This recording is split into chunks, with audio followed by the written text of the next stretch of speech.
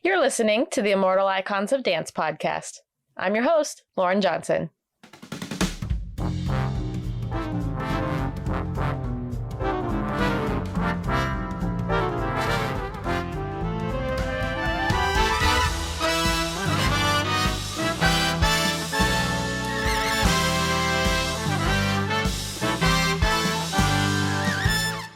Today's episode is a continuation from last week's conversation with Marianne Lamb. If you haven't already, I recommend you go back and listen to it. She talks about working with Jerome Robbins. This week, we'll listen to her stories about working with Ann Reinking. Ann Reinking got her start in New York at 18 when she joined the Corps de Ballet at Radio City Music Hall. She made her Broadway debut as a replacement in Cabaret at the age of 19. She was a chorus dancer in the musicals Coco, Wild and Wonderful, and Pippin. In 1974, she gained notice for her role as Maggie in Over Here. She received her first Tony nomination at the age of 26 for her role as Joan of Arc in Good Time Charlie. In 1977, she was the first replacement for Roxy Hart in Bob Fosse's Chicago, the role that was originated by Gwen Verdon. In 1976, she replaced Donna McKechnie in the role of Cassie in Michael Bennett's A Chorus Line. In 1978, she appeared in Fosse's all-dance musical titled Dancin', for which she was nominated for another Tony.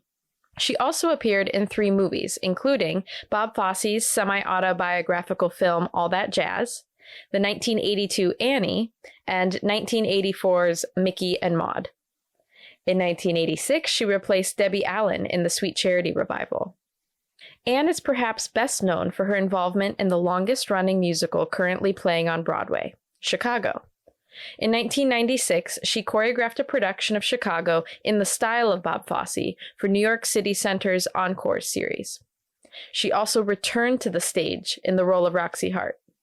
The production was so successful, it transferred from its limited run at City Center to Broadway, where it has continuously run for 27 years. She also won the Tony for Best Choreography that year. Ann's accomplishments are seemingly endless, and we will surely be talking about her more in future episodes. But I think that's enough context to get you ready for the rest of today's episode.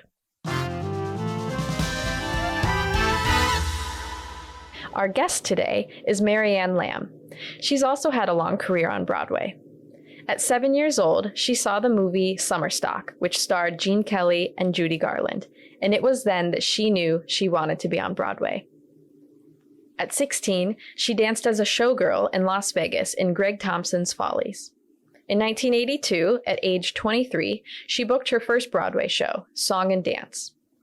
Over the next 3 decades, she performed in 10 more Broadway shows, including Starlight Express, Carrie, Jerome Robbins' Broadway, The Goodbye Girl, A Funny Thing Happened on the Way to the Forum, Chicago, Fosse, Seussical, Curtains, and The Visit.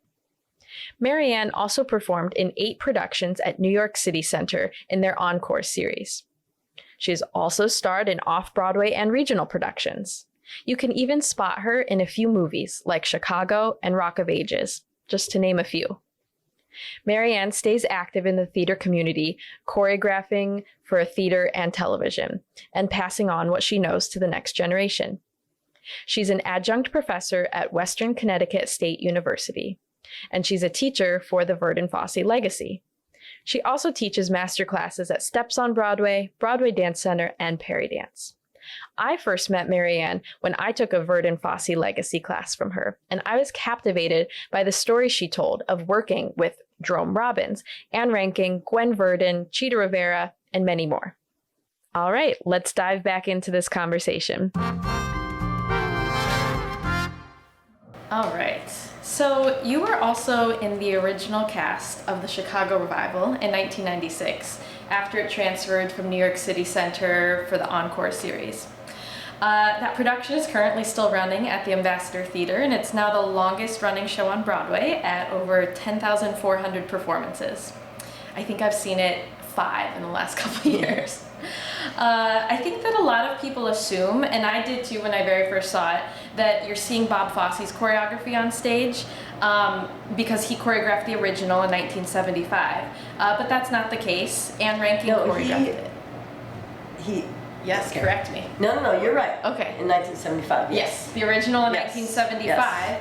And I think that Chicago is just so associated in people's minds with Fosse that Right. you just kind of think, oh, I'm going to see Fosse Chicago, but it's not. It was Anne Ranking's choreography, and as the playbill states, it's in the style of Bob Fosse.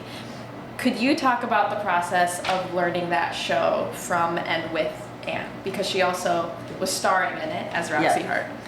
Well, one thing, I'm going to go way back. Oh, let's go back. I'm from Seattle, Washington, and Anne Reinking's from Seattle, Washington.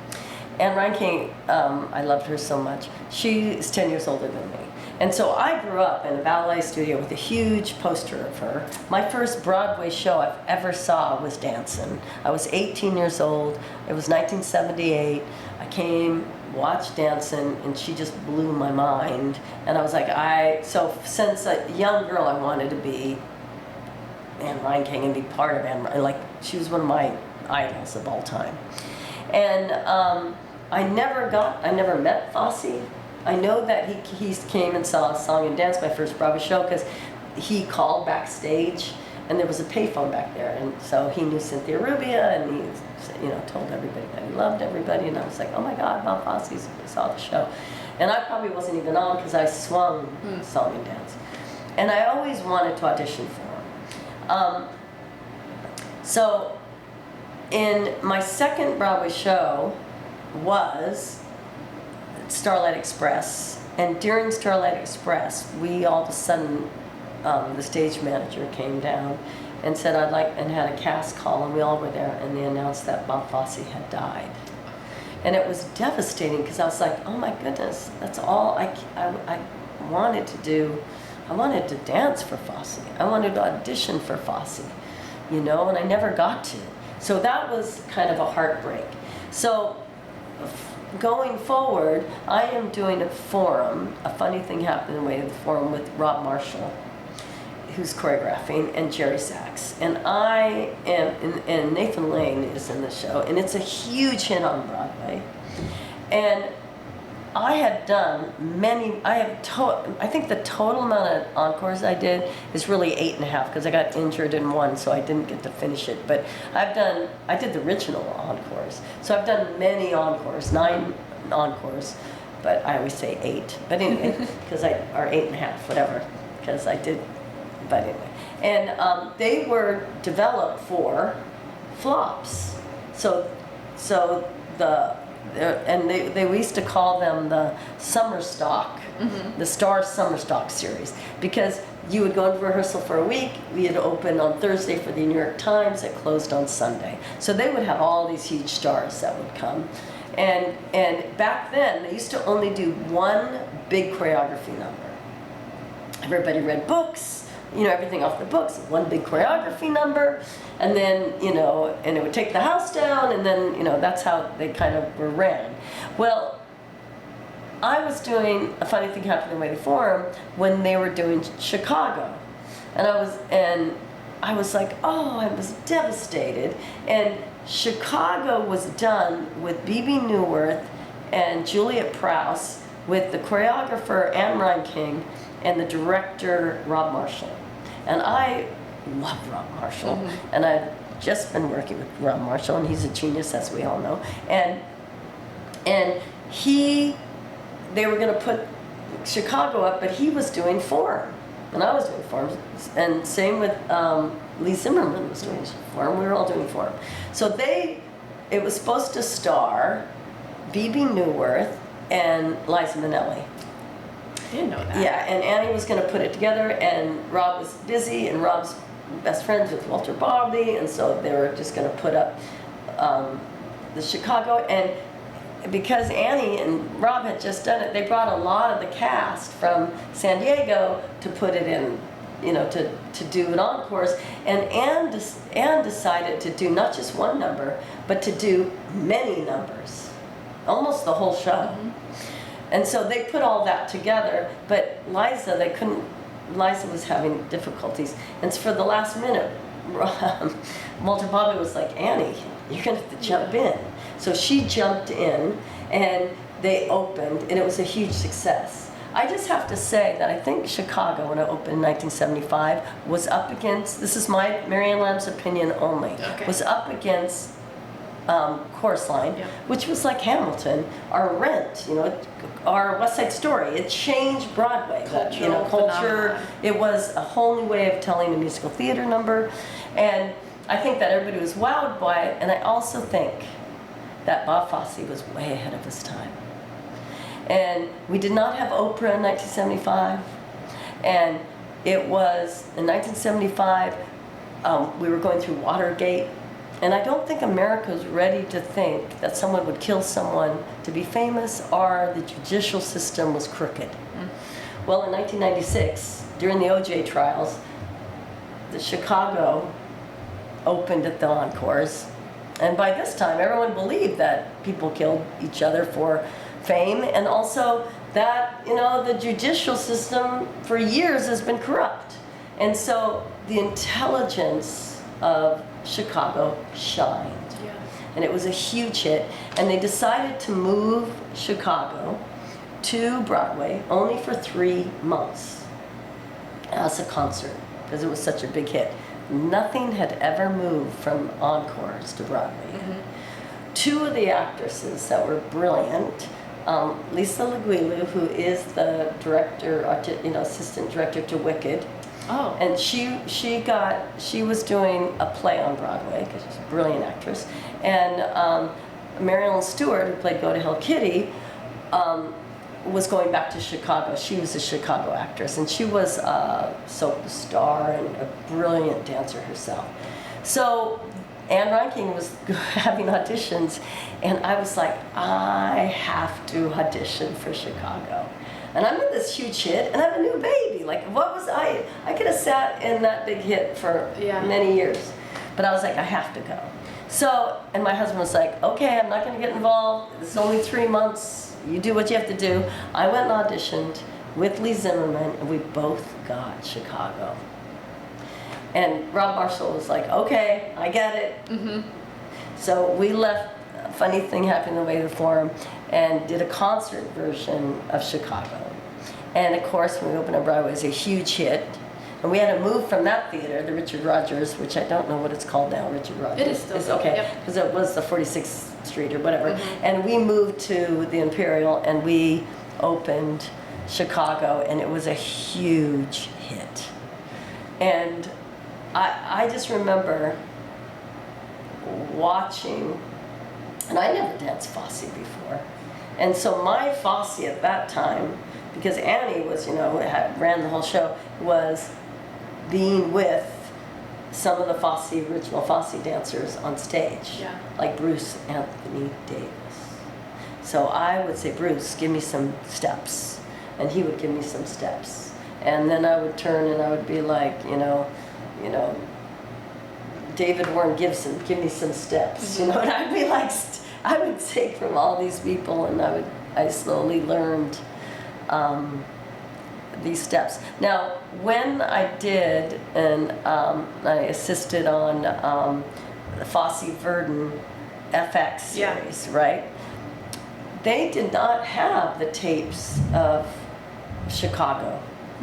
So no one knew what Chicago looked like. There was no footage of it. But when we were doing that series with Sam Rockwell and Michelle Williams, someone, I think in Amsterdam, had taped a European show of that somehow.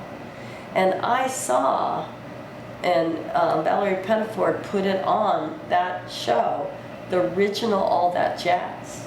And it was so brilliant and very different than what we danced. Completely different.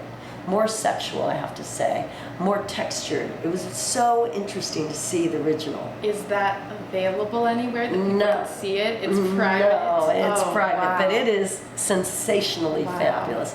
And he was so forward thinking. I mean, there was he had a drag queen in the opening number, like a guy that was, and same with Pippin, he had a guy that ran around with, a G-string on. I mean, he was so forward thinking, Fosse was. But what I learned from Annie is when Anne Reinking got up and performed, you couldn't look at anybody else. How could you share stage? How could you focus on what you needed to do on stage when she was on stage? She was fascinating. I mean, Annie was so she was like a creature. She was so fascinating, and she was different every night. She was different every night. She was like a flow. She really was. And then I got lucky to work with her again with Gwen in Fosse. And I by the time I opened Chicago and Fosse was going, I couldn't wait to learn more about Fosse. And I didn't do any of the workshops. I was a young mother and, struggling, I couldn't have that kind of time. Yeah.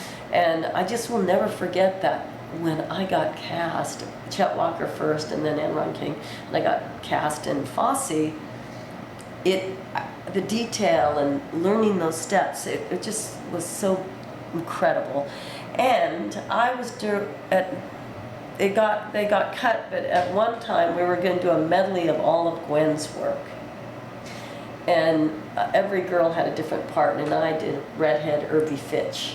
So I got to actually work in the room with Gwen Verdon, one-on-one, until they cut each girl out, and then finally my number got cut too. Oh. But it was sensational, because she would say so many things to me that to this day I keep with me. Like, don't work for the audience, let the audience come to you, right? My favorite line that she once said is, stop trying to be beautiful and sexy. We're all born beautiful, but only a few are born funny. And I was like, oh, again, internal work. Internal work.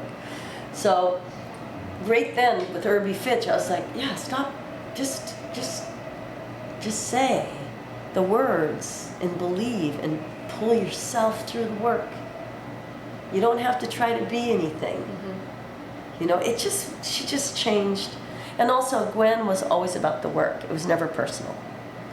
And she was fascinating to watch. She was like Annie, where she would sit, and when she stood up to dance, you couldn't look at anybody else.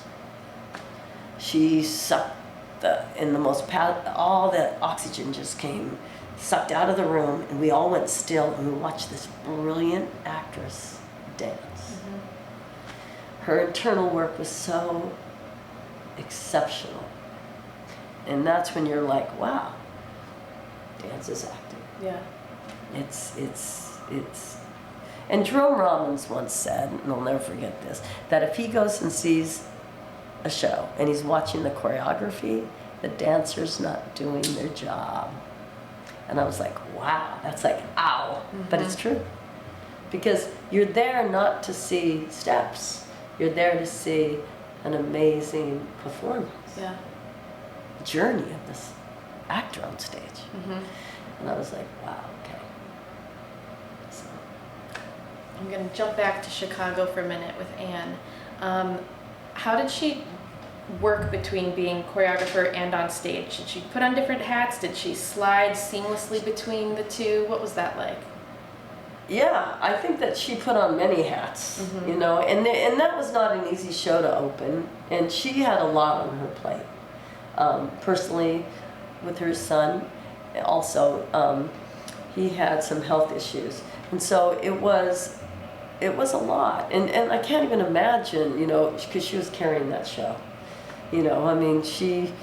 but she did hire well. She had a lot of Fosse people around her, and she had a lot of friends in the cast. Yeah, built the community around it. Yeah. Yes, she built that community.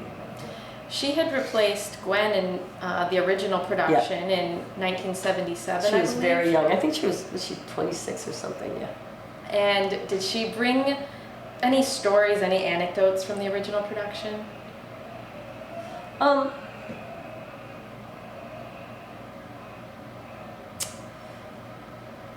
I think that she brought what I loved about Annie is she brought the sense of humor. She was funny herself, and she brought the vaudevillian feel into this. but there was also a sensualness, because Annie's was so sensual when she danced Fosse. She was just, you know, she had beautiful lines. She was a beautiful ballet dancer. She had beautiful lines. And so, but at the same time, she brought the vaudeville sense of humor to it, the wackiness of it. And I think that that's what was such a beautiful balance with Anne Reinking, is that, yes, was she extremely sexy and almost like how ballet dancers are, where they don't seem real. Yeah. She was like that. And that when I look at dancers today, right, they work, a lot of young dancers will work that card of sexuality card, and it's boring. I mean, because Anne Reinking never played that card, because she was also trained by Gwen. Mm-hmm. Like, you know, we're all born beautiful. Only a few can be funny. I mean, those are powerful shoes to step into. Gwen Verdon and Chita Rivera. Those shoes are big, gorgeous, talented shoes, those two, right? And they were brilliant actresses. And so I think that was the thing to watch Annie in that role. Mm-hmm. And you had Bebe Neuwirth, who was a very talented actress, you know, and her timing was impeccable, mm-hmm. you know? And so those two played off each other. Really was fun to watch on stage. Mm-hmm. Do you have a favorite piece of work that Anne did, whether it was performing? Well, I worked with Annie 5 times. Uh-huh. I couldn't get enough Anne Reinking. Yeah. And she choreographed a solo for me in one of the encores. And it was zany Charleston, and I'll never forget it. It was so fun and crazy. And the first time I performed it, I didn't know it was funny. And I went out there and I performed it, and the audience laughed, and I was kind of in shock. Uh-huh. You know, and that was one of my favorite things ever with Anne. But I think one of my favorite moments that I've ever got to work ever with Anne Reinking, and I was so lucky because she put me on stage also with Chita Rivera, which I love so much, is when I got to do the visit at the Signature. And Annie was the choreographer, and she choreographed. No one, I mean, by this time, you know, I had just done, 11 Broadway shows, right? And I'd become like this energetic, kind of crazy jazz dancer. And she pulled me back into a world of Agnes de Mille and back into my ballet training. And at first I was like, oh, I don't know if I could do this. You know, I'm like, you know, because by this time I had 2 children now. And I'm like, I don't know if I can. And she believed in me. And that experience working on the visit was one of the most wonderful experience I've ever had in my entire career. And it was just phenomenal to work under her once again. You know, I just feel very lucky. You are? Yeah. So. All right, jumping forward again to when you were in the studio with Gwen. When did you first in person lay eyes on Gwen? Was it in a rehearsal studio? Had you ever seen her perform? You know, I didn't. I know that a lot of the people that were doing Fosse were doing these workshops, so she was there all the time. Mm-hmm. Never did the workshops. And so I just remember the first day of rehearsal when she walked in, I was like, oh my goodness, that's Gwen Verdon. You know, I was like, oh my God, you know. And it's just like when I worked with Chita Rivera too. I don't think about stars as, I don't get starstruck. Mm-hmm. I mean, I just think we're all in this together. But there is something about Chita Rivera and Gwen Verdon when they walk in the room and you realize, I can't believe I'm standing here with Gwen Verdon. You know, or I can't believe I'm standing here looking at, you know, Chita Rivera. I mean, that to me is like this power, you know, and I'm like, I have to like remove that nerd and just go, okay, let's be present and just be an actor and with the rest of them. I had to like mentally, and the first time I got to work with Gwen all by myself, I had to do that. I had to go, Marianne Lamb, she's here to work with you. Don't, just let it go. You know, just watch her. And watching her do the role that I was doing, like she would do a couple, and you're like, ha, she was just brilliant. Like, she would remind me of Jerome Robbins too. She would stand up, she would do it, and you're like, how can anyone be better than this? I mean, she should just do it again right now. I'm like, that's where they never stopped performing. when they taught. It was so in their bodies. Yeah. And Annie was like that too. She would get up and she would just perform it. And so much of us dancers learn watching. I mean, that's how the steps are passed on. So watching is so important. Listening is so important. But they gave like every story to us. Every Bob Fosse story. Every, to this day, I hear Jerome Robbins and Anne Reinking and Gwen Verdon and Chita Rivera in my head. Power of the stillness. She would say, pull in all that energy. Gwen would say, stand there and put your car in neutral and just floor it so you have all that energy. And that's the power of stillness. It takes more power in stillness than it does kicking your face, taking turns. You need to, find that power of stillness. And I remember that with Gwen. So. Yeah. To me, when I'm in a room with a star of some sort, to me it's not the famous aspect that's overwhelming, it's realizing all the experiences that are in their body and in their mind, and that those experiences are now in the room with me, and trying to like comprehend how many lives they've lived, how many stages they've been on, how many people they've worked with, and that now that I'm right there. I met Chita a couple months ago and I cried just standing in front of her and getting to thank her and say, wow, it's so nice to meet you. That's like when I was so blown away, and like this day I am of Sam Rockwell, because he works so hard. Michelle Williams and Sam Rockwell are triple threats, and they work so hard, and that's why they are who they are. They're the hardest working people in the room. And that's where I realized, that's why Gwen was Gwen Verdon. She was the hardest working person in the room. That's why Chita Rivera is Chita Rivera. No one worked harder than Chita Rivera when she's in the room. And that's where I want young actors to know that it takes so much work. I mean, when you get pushed, you got to get pushed even further. You got to do the work. You got to walk into a rehearsal room every day and go, I'm going to work harder than anyone else in this room. And that's what, when you see big stars, that's how they get there. Yeah.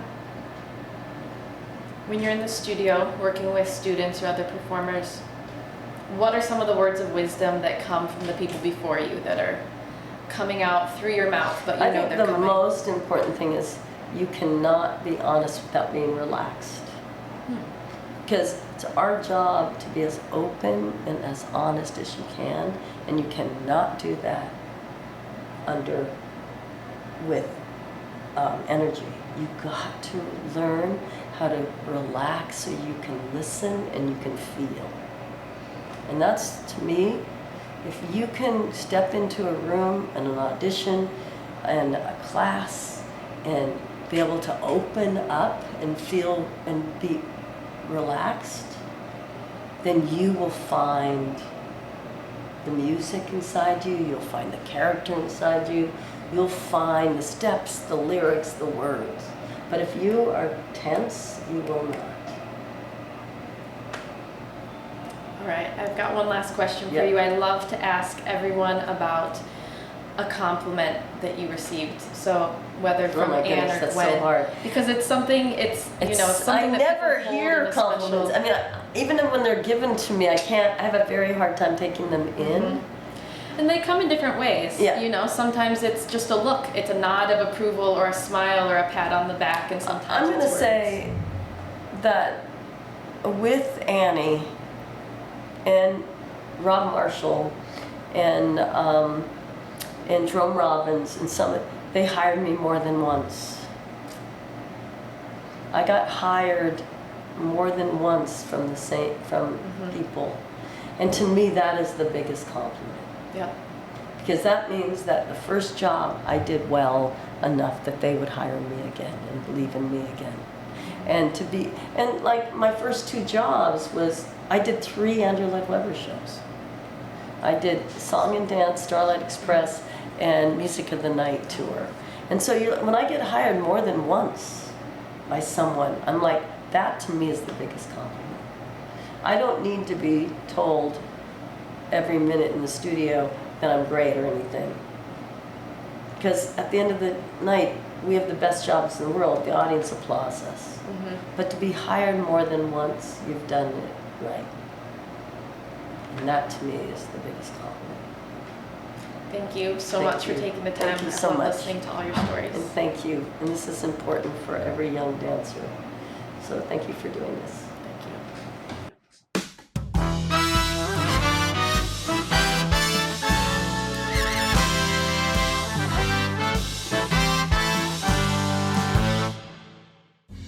The Immortal Icons of Dance podcast is written, produced, and edited by me, Lauryn Johnson. Our music is written by Shelby Rassler of Jenkins and Rassler. Technical support is generously provided by Libby Lessenhop.